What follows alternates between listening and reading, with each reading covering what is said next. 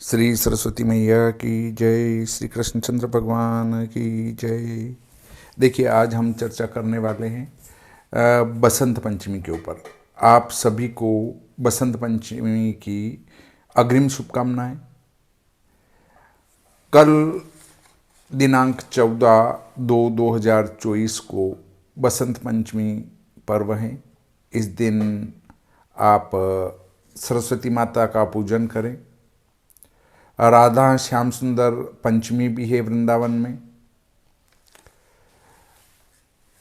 और इसको कुछ व्यक्ति स्वयं सिद्ध मुहूर्त कहते हैं जो कि गलत है। स्वयं सिद्ध मुहूर्त की उपपत्ति किसी भी प्राचीन धर्म ग्रंथ में नहीं है। बाद के लोगों ने स्वयं सिद्ध मुहूर्त धीरे धीरे बढ़ाते बढ़ाते कई कर दिए। जैसे पहला ले लो तो आप नव वर्ष प्रवेश अर्थात चैत्र शुक्ल प्रतिपदा, गुड़ी पड़वा, उसके बाद रामनवमी, उसके बाद अक्षय तृतीया, अक्षय तृतीया के बाद आपकी वैशाख शुक्ल पूर्णिमा, पीपल पूर्णिमा, उससे आगे चलो तो गंगा दशहरा, उससे आगे चलो तो श्री कृष्ण जन्माष्टमी, उससे आगे चलो तो दशहरा, दशहरा के बाद कार्तिक शुद्धि प्रतिपदा, उसके बाद देवउठनी एकादशी, उसके बाद ये बसंत पंचमी, उससे आगे चलो तो फुलेरा दूज। इस प्रकार 11 स्वयं सिद्ध मुहूर्त हो चुके हैं जो कि बिल्कुल किसी भी उपपत्ति से सटीक नहीं बैठते हैं। स्वयं सिद्ध मुहूर्त का अर्थ है कि आप कोई भी कार्य बिना पूछे कर सकते हैं।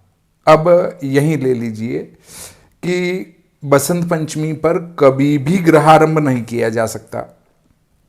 आप कहेंगे क्यों? क्योंकि इस दिन वास्तु चक्र शुद्ध होता ही नहीं है।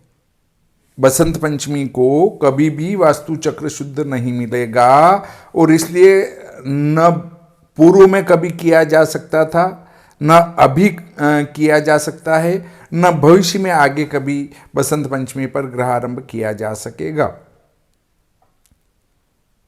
गृह प्रवेश, गृह प्रवेश में इस वर्ष तो कलश चक्र की शुद्धि नहीं है, इसलिए गृह प्रवेश नहीं किया जा सकता है। परंतु कभी कभी यहाँ कलश चक्र की शुद्धि हो जाती है तो गृह प्रवेश कर भी सकते हैं। अब उसमें भी ये बाधा उत्पन्न होती है कि यहाँ उत्तरा भाद्रपद रेवती नक्षत्र अक्सर यही मिलते हैं। तो इन नक्षत्रों पर यदि पाप ग्रह की युति हुई या पाप ग्रह का वेद हुआ तो उसमें किस प्रकार से गृह प्रवेश कर सकेंगे। ऐसे ही विवाह के संबंध में समझना चाहिए कि बसंत पंचमी को जो नक्षत्र हैं उस नक्षत्र के साथ पाप ग्रह की युति हुई, पाप ग्रह का वेद हुआ, तो फिर किस प्रकार से इस बसंत पंचमी में विवाह किया जा सकेगा। ये एक विचारणीय विषय है।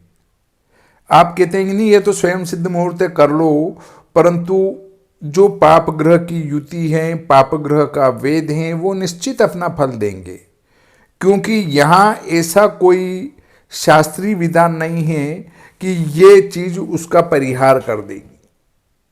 देखिए, जन्म पत्रिका में मंगल बैठा है, परंतु उसके ऊपर शुभ ग्रह की दृष्टि है, या मंगल उच्च का स्वक्षेत्री या स्वनवांशी उच्च नवांशी है, या अन्य और भी स्थितियां हैं, वो अगर बैठती हैं तो मंगल का स्वतः परिहार हो जाता है।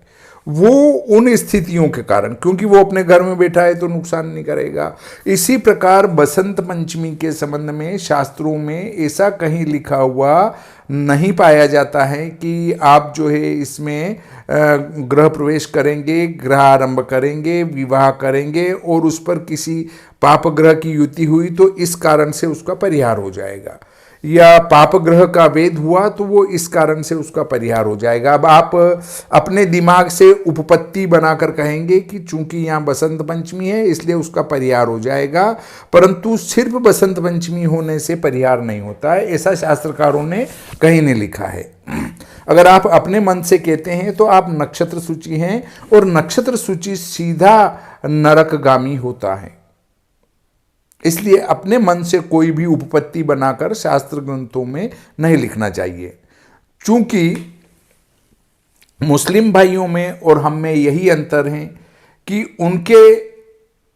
उनका जो ग्रंथ, धर्म ग्रंथ कुरान शरीफ जो लिखा गया था उसमें आज तक किसी ने छेड़खानी नहीं की।